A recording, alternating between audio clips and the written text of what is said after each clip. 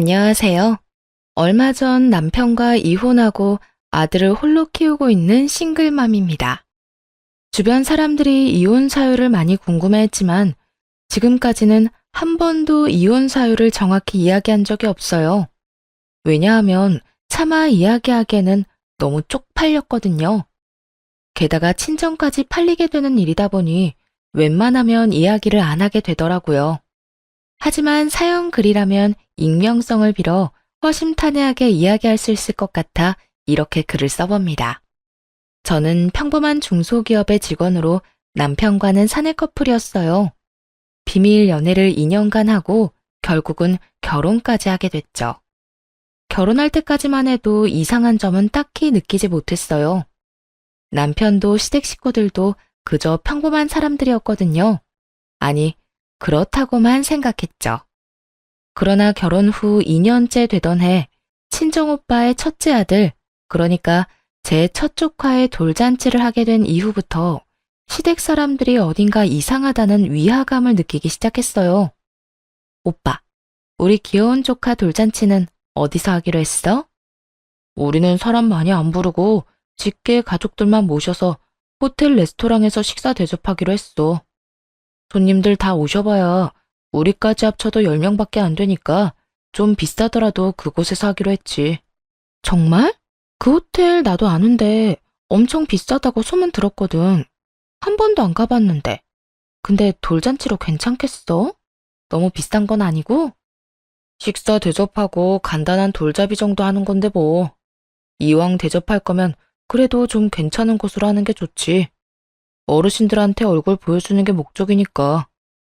오빠는 편하게 얘기했지만 사실 그 호텔 코스 요리는 1인당 14만 원 정도 하는 가격이 사악한 곳이었어요. 오빠는 잘 나가는 병원의 의사 선생님이어서 돈을 많이 벌었고 혜언니도 금융 쪽에서 일하는 재원으로 돈을 꽤나 많이 버는 직장인이었거든요. 그러니 저 정도 금액도 감당할 수 있었던 거겠죠. 사실 저희 집에서는 제가 가장 평범했어요. 오빠는 의사, 부모님은 교사셨고 그에 비해 전 중소기업에 다니는 평범한 직장인이니 어릴 때부터 열등감을 느끼지 않을 수가 없었죠. 그렇지만 나이가 30쯤 되다 보면 가족에게 그런 열등감을 느끼는 게 얼마나 쓸데없는 일인지를 잘 알게 돼요. 오빠에게 저는 그저 귀여운 막내 동생일 뿐이고 저에게 오빠는 기대기 좋은 듬직한 오빠일 뿐이니까요. 그리고 친정 부모님 역시 제가 평범한 회사원이라고 해서 나쁘게 말한 적은 한 번도 없어요. 나쁜 일만 안 하며 살면 된다 라고 생각하시는 분들이었거든요. 다른 사람들은 저의 모든 것을 가족과 비교하며 낱낱이 평가했지만 정작 가족들은 단 한 번도 그런 식으로 비교한 적이 없었어요. 차별을 한 적도 없었죠. 그리고 오빠에게 해준 것만큼 저에게도 해주셨고요. 아니, 오히려 저에게 더 많은 걸 해주려고 노력하신 걸 알아요. 그걸 알기에 열등감이 찌든 사람이 되는 것만은 피할 수 있었다고 생각해요. 그래서인지 한 가지 중요하게 생각하는 건 바로 오빠나 부모님을 따라하려고 애쓰지 말자는 거예요. 오빠가 이렇게 돈을 많이 쓰는 걸 보면서 이전에는 마냥 부러워했다면 이제는 어느 정도 즐길 수 있게 됐죠. 언제 또 14만 원짜리 코스 요리를 즐겨보겠어요. 이럴 때 한 번씩 느껴보는 거죠. 돈 잘 버는 오빠와 가족을 뒀다는 건 제 인생이 편해지는 것은 아니더라도 제 인생에도 즐길 거리가 많아진다는 것을 의미하거든요. 오빠 말대로 양가 직계 가족들만 왔더군요. 더 많은 사람을 초대할 수도 있었는데 일부러 직계 가족만 모였다고 했어요. 대신 다른 가족들에게는 작은 선물을 돌리는 걸로 대신하겠다고 하면서요. 성대하게 하는 것보다 이런 방법도 실속 있고 좋아 보이더라고요. 그렇게 식사를 하고 나오는 길에 남편에게 말했죠. 우리는 돌잔치 할 때 검소하게 하자. 오빠네야 많이 버니까 그렇게 좋은 곳에서 할 수 있지만 우리가 그 정도 돈 쓰는 건 정말 낭비거든. 우리가 할 수 있는 선에서 아기자기하게 하면 될 거야. 한정식 집에서 5만 원짜리 코스 요리 정도면 괜찮지 않을까 싶네. 이 말에 남편은 좀 불만스러운 표정으로 이렇게 답하더군요. 그래도 어느 정도 급은 맞춰야 되지 않을까? 형님 오늘 하신 거 보니 우리가 너무 검소하게 하면 우습게 보일 것 같은데 당신 가족들도 그렇게 생각하실 거 아니야? 14만 원 코스 요리를 대접한 분들에게 5만 원짜리 코스 요리라니. 오빠가 유독 비싸게 한 것뿐이잖아. 그렇게 따지면 모든 사람들 돌잔치 비용이 상향 평준화되고 말걸? 솔직히 다른 사람들 돌잔치도 이만큼 비싼 건 아니잖아. 아무리 그래도 솔직히 14만 원 대접받아 놓고 5만 원은 너무하잖아. 못해도 10만 원 정도는 해야.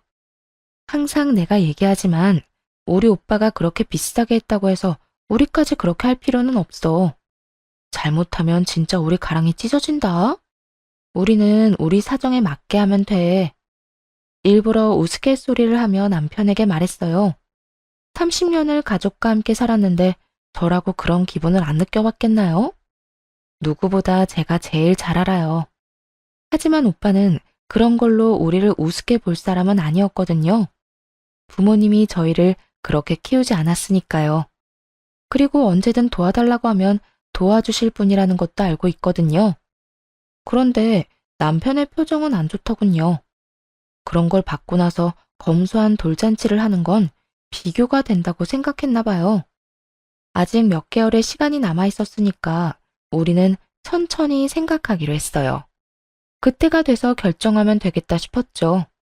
그런데 남편이 시모에게 친정 오빠네 돌잔치에 대해 이야기한 것 같더라고요. 시댁에 간 날 시모가 이런 이야기를 하더라고요. 예, 우리도 그 호텔에서 하자. 그 호텔이 그렇게 음식이 잘 나온다며? 그리고 고급지고. 솔직히 첫 손주인데 그 정도는 해줘도 되는 거 아니니? 어머님, 거기는 돈이 너무 많이 들어요. 저희가 하기에는 좀 버거운 곳인 것 같아요. 싫어, 얘. 나는 거기서 하고 싶다. 너희 오빠도 거기서 했다면서? 그런데 왜 우리는 못해? 못한다기보다 저희 사정에 맞추자는 거죠. 그리고 오빠가 한 곳이 아무리 좋다고 해도 굳이 우리가 따라할 필요도 없고요. 그리고 솔직히 인당 14만 원은 좀... 난색을 표하자 시모가 소리쳤어요. 솔직히 너희 친정보다 우리 시댁이 못한 게 뭐가 있니? 너희 친정에서 할 수 있으면 우리도 할 수 있는 거야. 나는 무조건 거기가 좋다. 사람들한테 설명하기도 얼마나 보기 좋니? 그런 건 허풍이라고 아무 쓸모도 없는 허세일 뿐이라고 말씀드리고 싶었지만 그런 말을 꺼내기가 쉽지 않더라고요. 대신 시모에게 최대한 설명을 하려고 노력했어요. 어머님, 그런 건 형편에 맞게 하는 거예요. 저희가 친정 오빠처럼 돈을 많이 버는 건 아니잖아요. 그렇다고 돈을 엄청 못 버는 건 아니지만 각자 사정에 맞춰서 하면 된다고 생각해요. 그렇지만 이런 말은 시모의 귀에서 튕겨져 나올 뿐이었어요. 무조건 그 호텔에서 하자는 시모를 보며 남편에게 눈치를 줬죠. 제 말은 듣지를 않으니 나서서 어떻게 좀 해보라고요. 시모를 달래든지 설득을 하라고 말이죠. 그런데 남편은 눈을 피하더군요. 시모 역시 계속 같은 주장만 해댔고요. 결국은 한숨을 쉬면서 시모에게 말했죠. 어머님이 그렇게 원하시면 한 가지 방법이 있긴 해요. 친정 시댁분들 다 같이 돌잔치를 하는 게 아니라 친정 따로, 시댁 따로 돌잔치를 하는 거죠. 제 식구는 제가 해결하고 시댁 식구들은 남편이 해결하는 방향으로요. 이 말에 남편은 당황했지만 시모는 아주 좋은 생각이라며 손뼉까지 치고는 그 자리에서 무언가를 쭉쭉 쓰더군요. 이름이더라고요. 그리고는 남편에게 주며 이야기했죠. 예, 이거 너희 돌잔치에 모실 사람들 이름이다. 이 사람들은 다 초대해야 돼. 알아들었니? 한 사람도 빼놓지 말고 다 초대해. 슬쩍만 봐도 얼추 20명은 넘겠더라고요. 다시 정확하게 세어보니 30명이었죠. 시모가 원하는 호텔의 코스 요리는 인당 14만 원. 그리고 그날 하루 초대할 사람이 30명. 대충 계산해도 400만 원이 훌쩍 넘는 엄청난 금액이 나오더군요. 그제야 정신을 차린 남편이 허둥지둥 시모에게 말했어요. 엄마, 사람이 너무 많아요. 명단에 있는 사람 좀 줄여봐요. 여기서 더 이상 못 줄여. 이 사람들 다 중요한 사람들이야. 그리고 네 아들 보여주는 건데 소규모로 할 거면 뭐하러 하니? 무조건 다 초청해야 되니까 그렇게 알고 있어. 강경한 시모의 모습에 남편이 슬쩍 저를 보더니 말하더라고요. 여보, 미안한데 돌잔치 할 때 돈 좀 보태주면 안 될까? 400만 원이나 마련하는 거 좀 무리인데. 나한테 그런 큰 돈이 어딨어. 미리 말하는데 나는 우리 부모님이랑 오빠들 모시고 1인당 5만 원짜리 한정식집 코스 갈 거야. 이게 내 선에서는 제일 괜찮은 선택인 거고. 그러면 너무 차이가 많이 나잖아. 그리고 당신이 돈을 아끼는 건데 아끼는 비용 나한테 준다고 생각하고.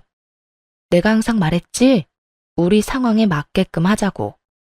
이거보다 더 크게 하는 건 내가 봤을 땐 낭비야. 낭비하는데 돈 쓰고 싶은 생각 없어. 차라리 그 돈 모아서 우리한테 더 좋은 거 입히고 더 좋은 거 먹이는 게 낫지.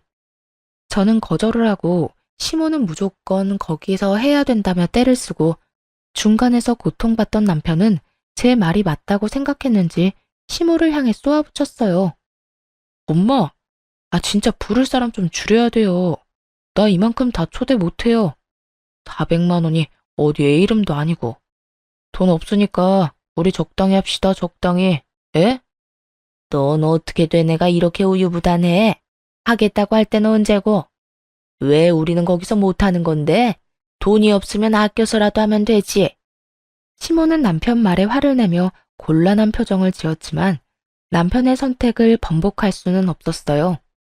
남편은 본인 생각에 필요 없는 사람들은 다 빼버리더니 딱 모실 사람만 간추렸어요.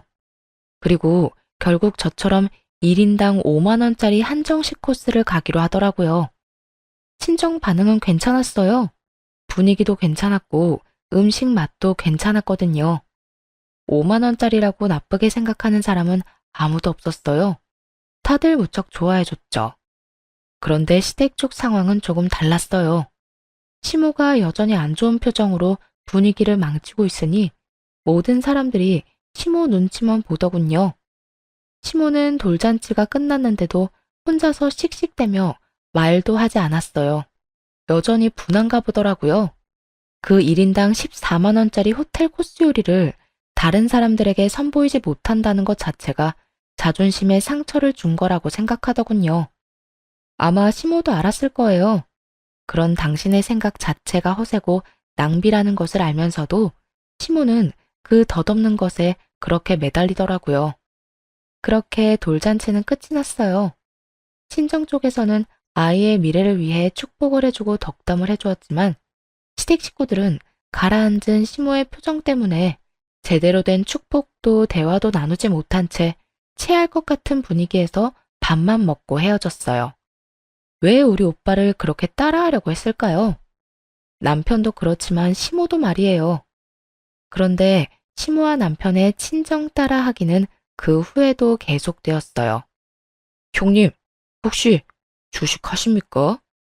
남편은 친정 오빠의 일거수일투족에 관심을 갖는 일이 많았는데 어느 날 주식 투자하는 걸 보게 되었나 봐요. 요즘 좀 공부하고 있어.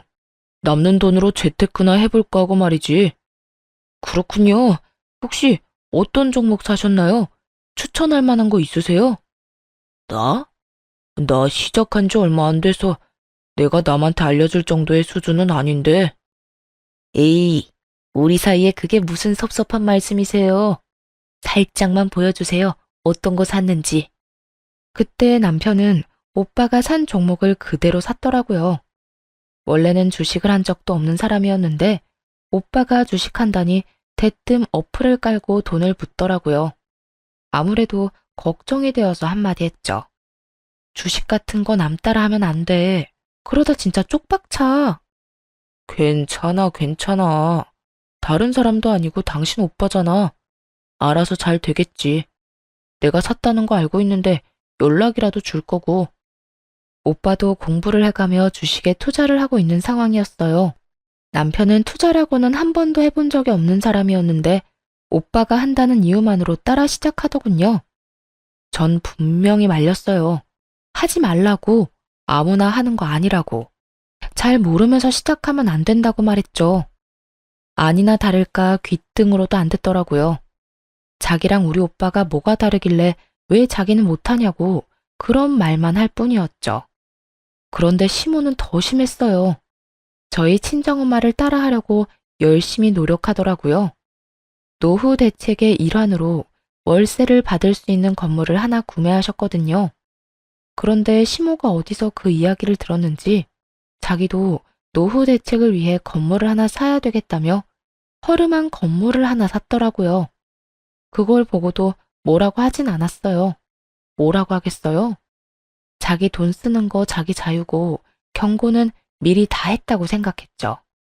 그렇게 몇 달이 지나서 이번엔 친정아버지의 생신날이 되었어요. 친정에서는 돈을 모아서 아버지 생일에 여행을 가기로 한 상황이었죠. 해외여행을 가려면 돈이 많이 필요한데 저와 오빠는 결혼 전부터 모으고 있던 통장이 하나 있었거든요. 매달 5만 원씩 꼬박꼬박 넣어서 지금은 500만 원이 된 통장이 하나 있었죠. 그리고 거기에 오빠가 1000만 원 정도를 더 보태고 친정 부모님이 나머지 금액인 1500만 원을 더 보태서 어른 6명과 아이 둘이 여행을 가게 된 거예요. 솔직히 저는 결혼 전부터 모은 그 통장을 제외하곤 따로 돈을 내진 않았어요. 저와 남편 몫을 부모님이 내주셨거든요. 그렇게 6박 8일 동안 유럽 여행을 다녀왔죠. 정말로 돈 한 푼 안 내고 해외 제대로 다녀온 거죠. 그런데 다녀온 뒤가 더 문제였어요. 예, 너희 외국 놀러 갔다 왔다며? 어떻게 돈을 그렇게 함부로 쓸 수가 있니? 돈이 넘쳐나니? 그리고 친정 어르신들만 모시고 갔다 왔다니 이게 대체 무슨 짓이니? 어머님, 그게 아니고 친정아버지 생신이라 오래전부터 모아둔 돈을 털어서 갔다 온 거예요. 그리고 저희는 돈 많이 안 냈어요. 두 사람 가는데 250만 원만 내고 갔다 왔으니까요. 돈을 많이 내든 적게 내든 너 생각하는 게 너무 웃기구나. 결혼 전부터 모아둔 돈도 결혼하면 부부 공동돈이야. 둘이서 같이 써야 하는 건데 왜 너희 집에만 쓰니? 왜 친정에만 돈을 써? 어머님, 친정에만 돈을 쓴 게 아니라 친정 아버지 생신이라 오빠가 여행을 가자고 한 거예요. 그리고 저희는 쓴 돈도 거의 없다니까요. 입에 침이라도 바르고 거짓말을 해. 어떻게 해외여행 가는데 돈을 안 내고 다녀와? 너는 항상 보면 그렇게 친정만 챙기더라. 친정에서 비싼 거 좋은 거 하니까 항상 친정만 챙기고 싶어? 말이 안 통하더군요. 아무리 아니라고 해도 시모 귀에는 들리지가 않는 모양이었어요. 남편에게 눈치를 줬더니 남편이 시모를 말리기 시작하더군요. 그렇지만 그것도 얼마 가지 않았어요. 시모는 더 크게 짜증을 내며 화를 냈어요. 진짜 너무 하는구나. 우리를 어쩜 이렇게 홀대할 수가 있어? 친정에서 비싼 거 해준다고 친정만 챙기는 건 너무 안 쳐서 아니니? 그러면 우리도 이번에 해외여행 보내주렴. 만약 우리도 돈을 내고 다녀왔다면 시모에게도 그렇게 해줄 수 있다고 생각해요. 그런데 저희도 끼어서 간 거고 돈도 제대로 내지 않았잖아요. 6박 8일 유럽 여행에 250만 원만 내고 갔다고 하는 것도 안 믿을 거고요. 게다가 가서 쓴 경비도 모두 저희 오빠와 부모님 돈이었단 말이에요. 그랬으니 우리도 갈 수 있었던 거였고요.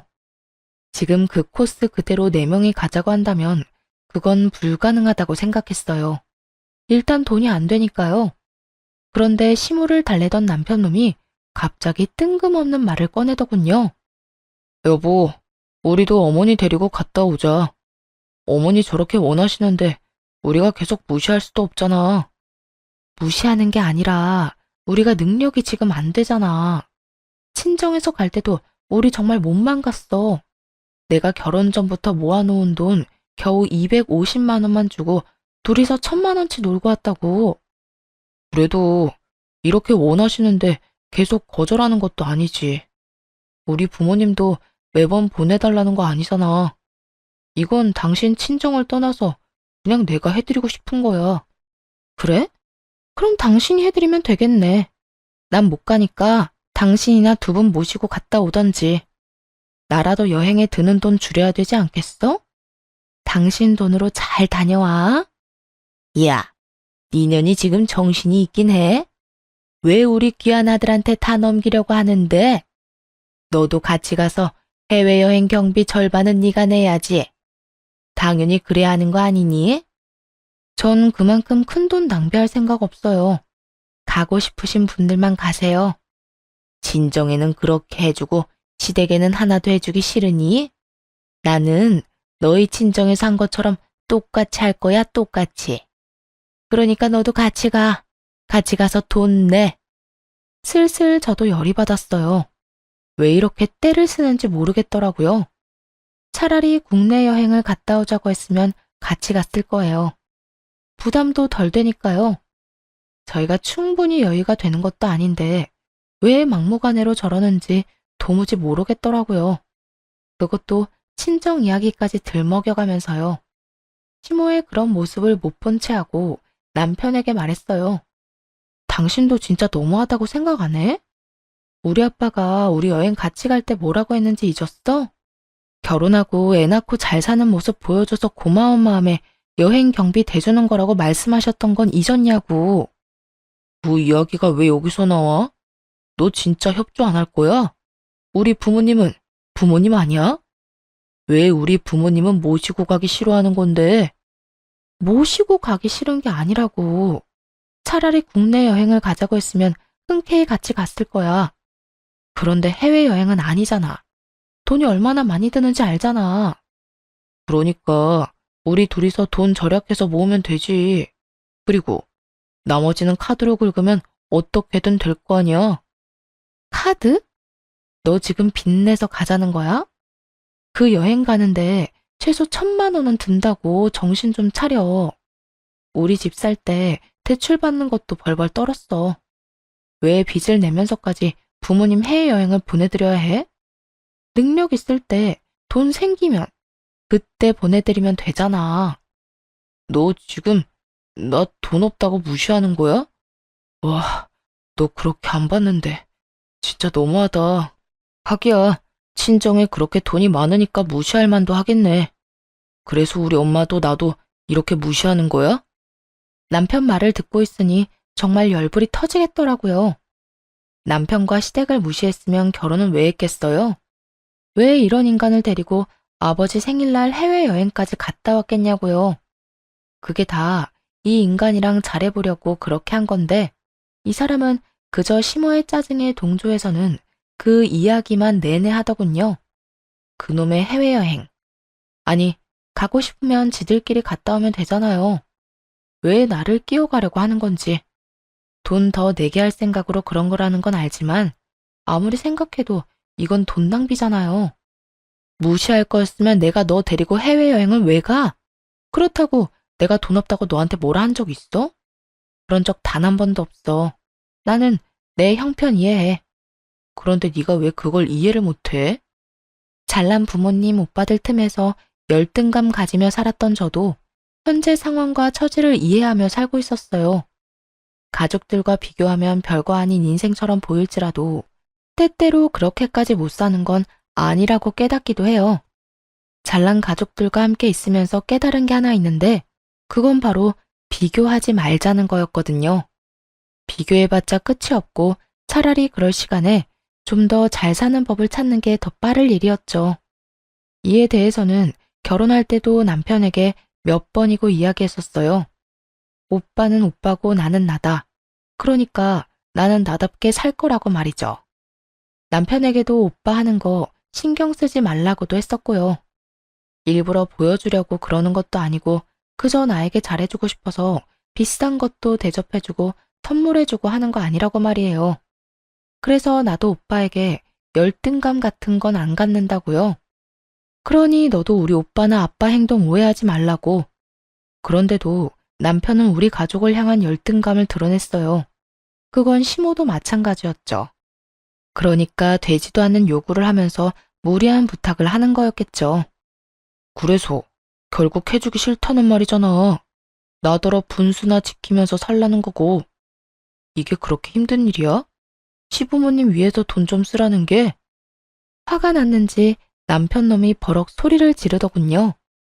본래 그리 큰 소리를 내는 사람이 아니었는데 이렇게 화를 내는 것을 보고 마음이 짜게 식어갔네요. 해주기 싫다는 게 아니라 이유를 들었음에도 여전히 따지고 있었고요.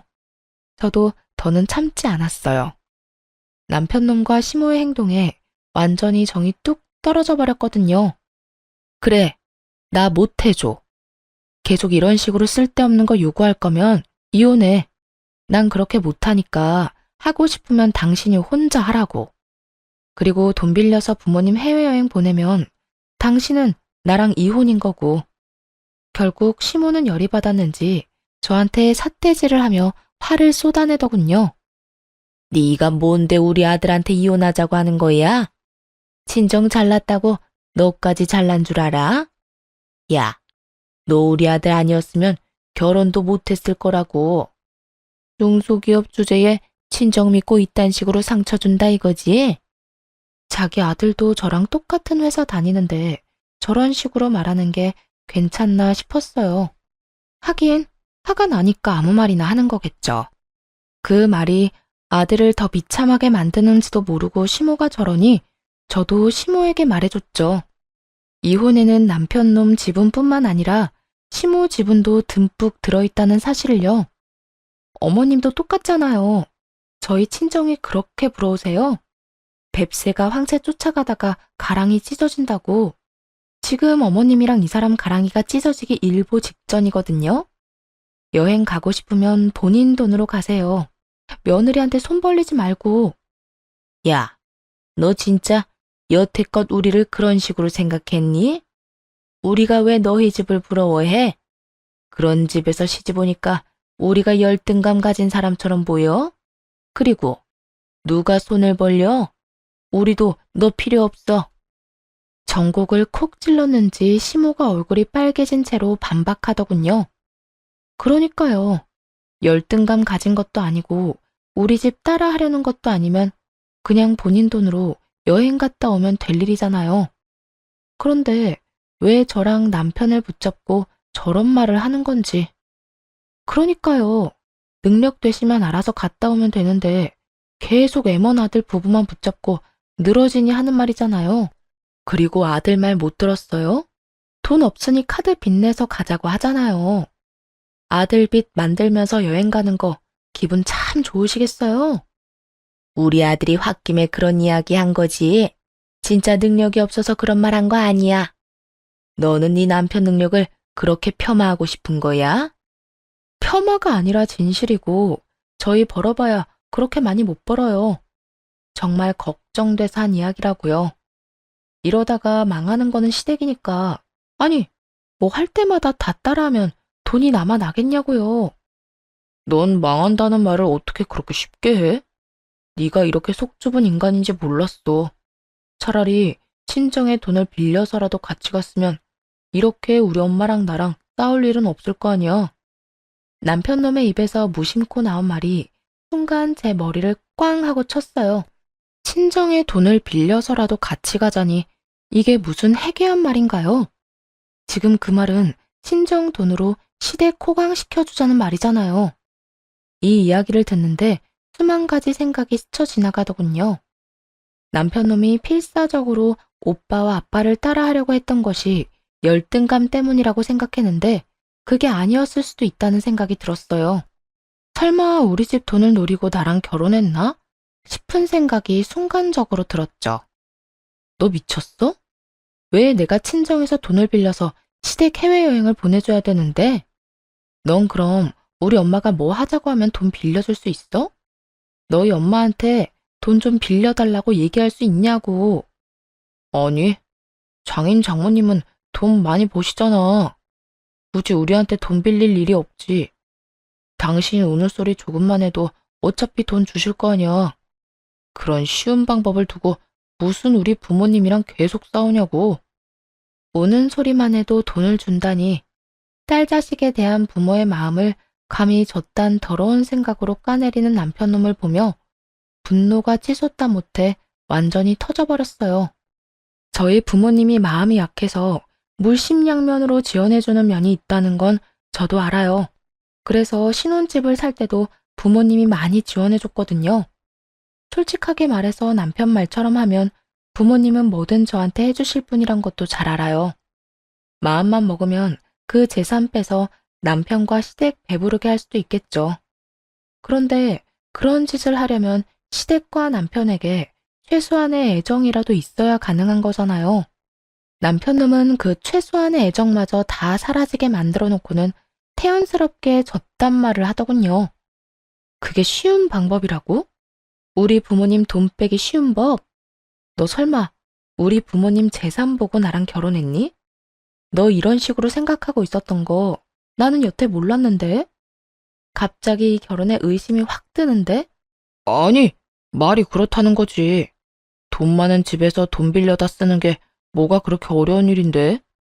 네가 말 한마디 하면 돈 척척 내주시는 분들이잖아.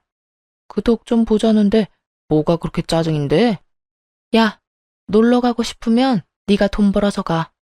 왜 우리 엄마한테 너희 가족 놀러 가는 비용을 대달래? 정신 나간 놈아. 공짜로 얻어먹은 게 얼마인지 기억도 안 나지? 인간이 염치가 없으면 분수라도 알아야 되는 법이야. 난 친정 돈으로 시댁 건사할 생각 없으니까 너희 집안일은 네가 알아서 해. 야, 누가 우리 집 건사하겠어? 그냥 여행만 잠깐 편하게 갔다 오자는 건데. 내 앞에서 여행의 여자도 꺼내지 마. 네가 우리 집 어떻게 생각하는지 잘 알았으니까. 애는 내가 데리고 가서 친정에서 키울 거니까 그렇게 알아. 너한테 친권, 양육권 갈 일 없으니까 괜한 기대하지 말고. 치열하고 힘든 과정이 될 거라고는 생각했어요. 시모와 남편이 양육비를 주는 것에 협조적이지 않아서 애를 데려가려고 생각하고 있더군요. 하지만 애가 2돌 정도인데다가 제 형편이 더 유리한 상황이라 결국 제가 데려왔죠. 신혼집도 결국 팔아야 했어요. 소송할 때 남편놈과 시모를 만날 일이 있었는데 이렇게 말했거든요. 그 집 팔아서 나온 돈으로 당신 부모님 모시고 해외여행 다녀오면 되겠네. 잘됐다. 남한테 구걸해서 다녀오느니 그 돈으로 다녀오는 게 훨씬 낫지. 뭐 양육비는 잊지 말고 꼬박꼬박 보내. 이 말에 남편놈은 완전 열이 받은 눈치였는데 시모가 그걸 뜯어 말리더군요. 처갓집 따라 하려다가 해외여행도 못 가고 자기 고집 때문에 아들 이혼까지 시키게 됐고 아들 신혼집까지 반토막 냈잖아요. 그런 와중에 또다시 해외여행 운운하며 가자고 할 수는 없는 노릇이었겠죠. 아들이 가시밭길을 걸어가는 걸 직접 보고 나서야 철이 든 시모를 보니 우습기 짝이 없었어요. 오빠가 소개해준 변호사가 능력이 좋아서 그런지 모르겠지만 이혼 과정은 굉장히 빠르게 지나갔어요. 그리고 저에게 상당 부분 유리하게 나오기도 했고요. 그렇게 이혼을 하고 저는 친정으로 돌아왔죠. 친정오빠는 이러한 사연을 알고 한숨만 푹 쉬더군요. 그러면서 저한테 미안하다고, 우리가 이혼한 게 자기 때문인 것만 같다고 계속 자책하는 거예요. 오빠가 무슨 잘못이 있겠어요? 저하고 전 남편한테 더 좋은 거 해주고 싶어서 이것저것 챙겨주려다가 괜히 불똥 튄 것 뿐이죠. 이건 모두 자기 열등감 알아서 다스리지도 못하고 친정 부러워서 친정에서 하는 것만 그대로 따라하며 친정 덕이나 보려고 했던 전 시댁과 전 남편의 탓이잖아요. 그걸 오빠 탓으로 돌리고 싶은 마음은 조금도 없었어요. 오빠가 일부러 전 남편놈 목까지 내줘가며 간 해외여행이 조금 짜증나고 후회될 뿐이었죠. 그때 찍은 사진들은 전부 잘 나왔는데 거기에 전 남편이 꼽살이 끼듯 껴있었으니 그 사진첩만 봐도 열불이 다 날 지경이었거든요. 이혼하면서 받은 돈과 아버지가 지원해주신 돈으로 작은 집을 사서 아이와 함께 들어갔어요. 초반에는 친정에서 지냈지만 다 큰 딸이 손녀까지 데리고 와 있으니 보기가 좀 그렇더라고요. 그래서 친정집 근처에 집을 하나 얻었어요. 일할 때는 친정 부모님이 아이 등하원을 시켜주시고 퇴근하면 아이 데리고 와서 함께하고 생활은 그렇게 안정되기 시작했지만 전 시댁은 전혀 달랐죠. 들어보니 내리막길을 향해 굴러떨어지고 있었거든요. 얼마 전에 오빠에게 투자한 거 어떻게 됐냐고 물었었는데 그러더라고요. 그때 투자한 거 예전보다 떨어져서 회수한 지 오래고 지금은 안정적인 종목에만 집중하고 있다고 하더라고요. 그 말을 들은 이후 며칠 안 돼서 전 남편에게 연락이 왔어요. 야, 너희 오빠가 나 속인 거지? 내가 투자하던 거 지금 완전 싹 날아갔는데? 이거 어떻게 된 거야? 어떻게 책임질 거냐고. 갑자기 전화해서 뭔 미친 소리야? 우리 오빠가 언제 너한테 투자하라고 했어? 네가 네 손으로 투자했잖아. 책임? 네 스스로 한 짓인데 책임을 왜 남한테 지어? 내가 투자 시작한 게 너희 오빠 때문이잖아.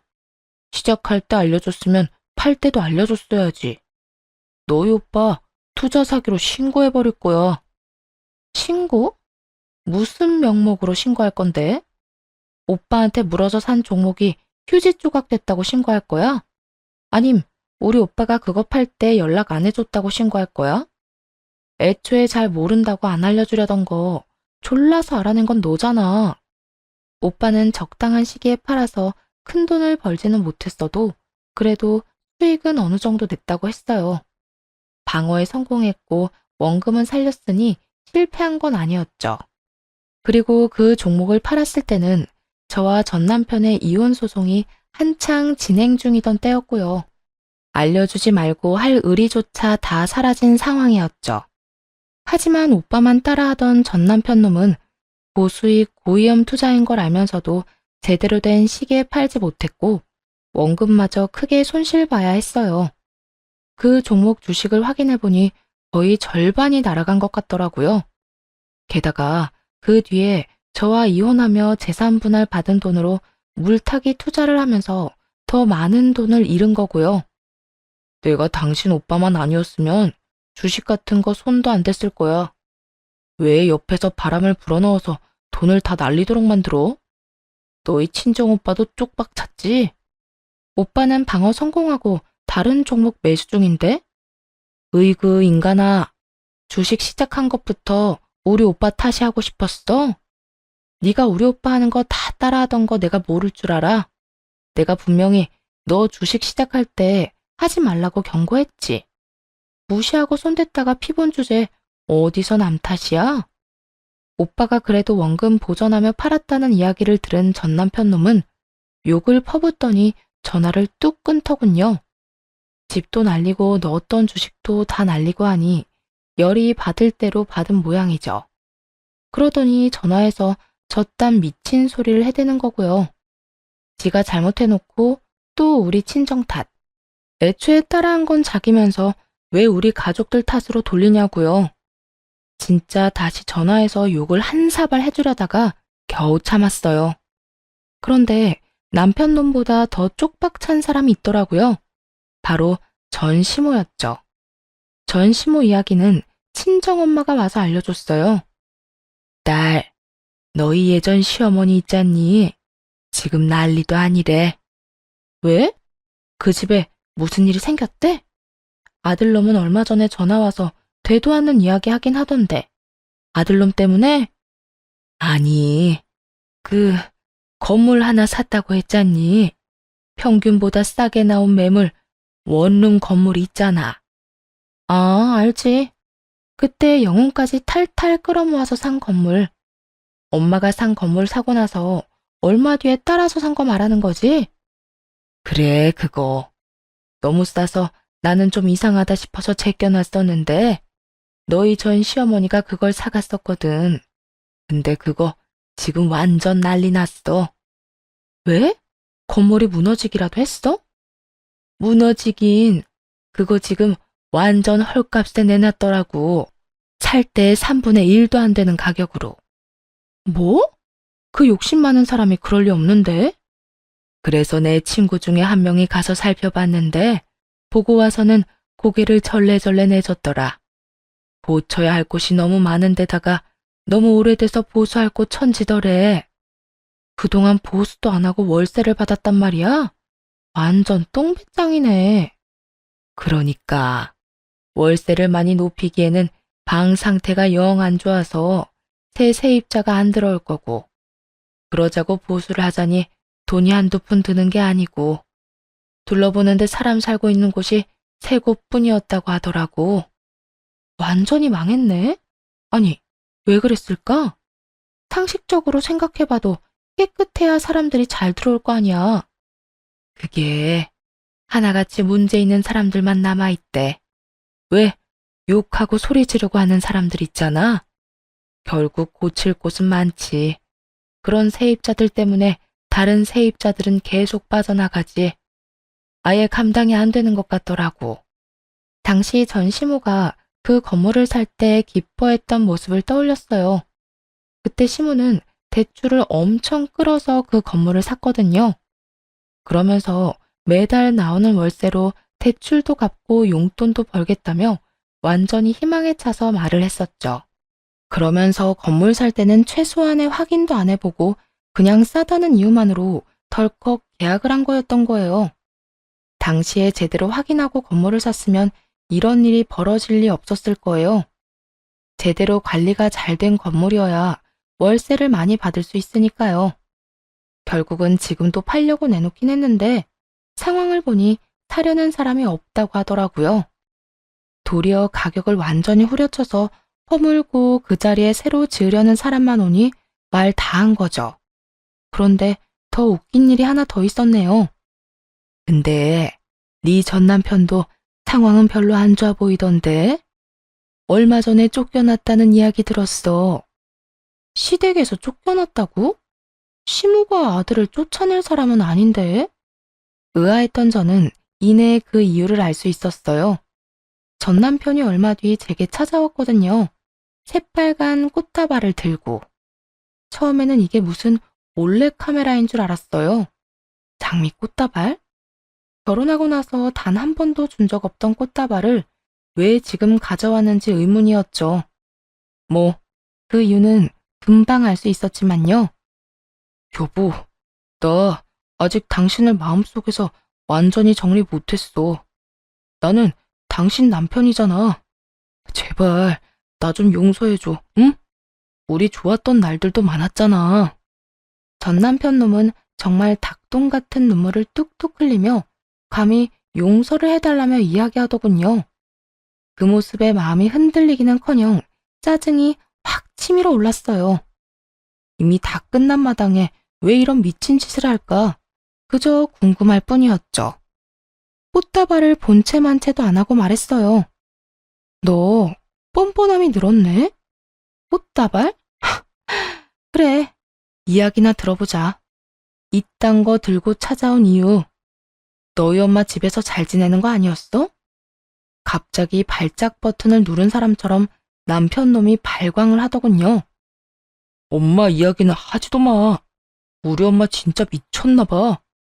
나한테 집 나가라고 짐까지 싸서 내보내잖아. 아무리 내가 잘못했다고 해도 그렇지. 어떻게 아들을 이렇게 내다 버릴 수 있냐고. 네가 뭘 잘못했는데?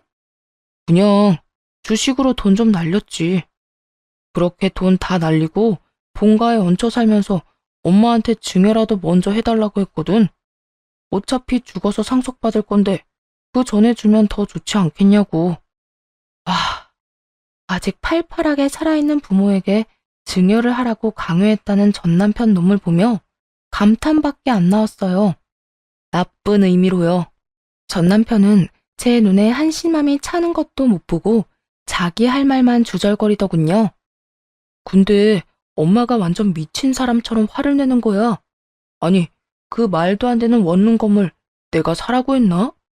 그게 매달 적자가 나는 게 어떻게 내 탓이야? 엄마 탓이지. 보는 눈도 없으면서 그런 건물 사서 처치도 못하고 있으니 죽을 맛인 건 알지만 그걸 내 탓으로 하는 건 아니지. 전 남편이 시모에게 미친 짓을 하니 시모가 내쫓았던 거더라고요.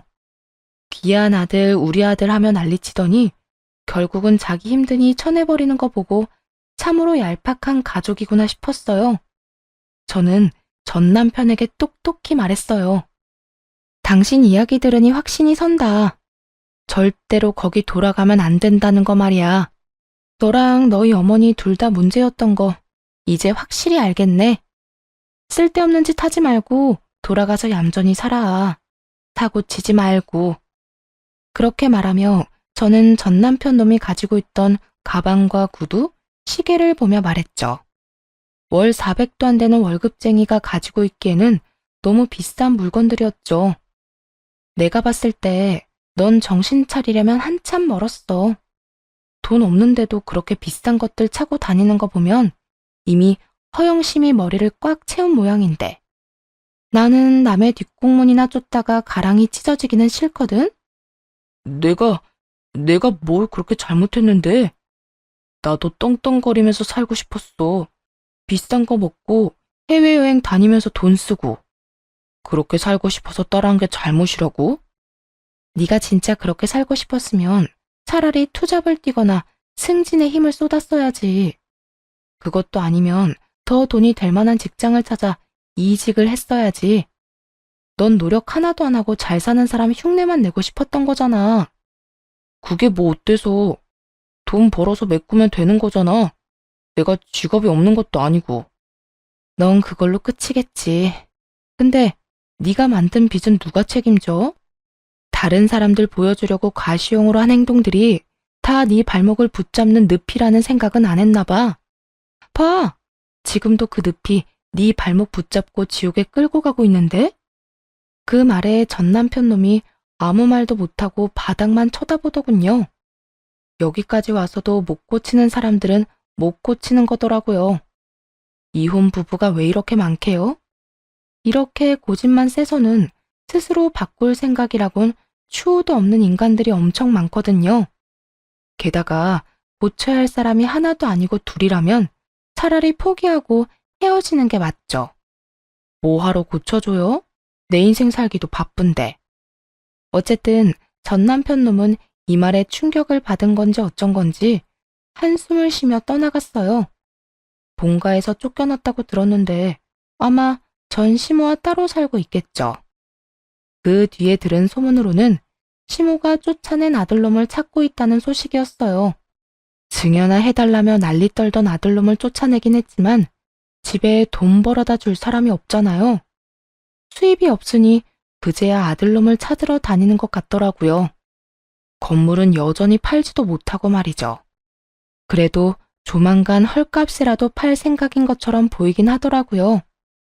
금액이 점점 낮아지는 걸 보니 저는 한 차례의 결혼과 이혼을 통해서 뱁새가 황새 따라가다가 가랑이가 찢어지는 걸 두 눈으로 확인했어요. 옛말에 틀린 말 없다는 걸 또 알게 됐네요. 행복은 우리 안에 있는 거지 남에게서는 절대로 찾을 수 없다고 생각해요. 앞으로도 욕심 부리지 말고 제 형편에 맞는 행복을 찾으려고요. 쓰다 보니 글이 길어졌네요. 긴 글 읽어주셔서 감사합니다. 즐거운 하루 되세요.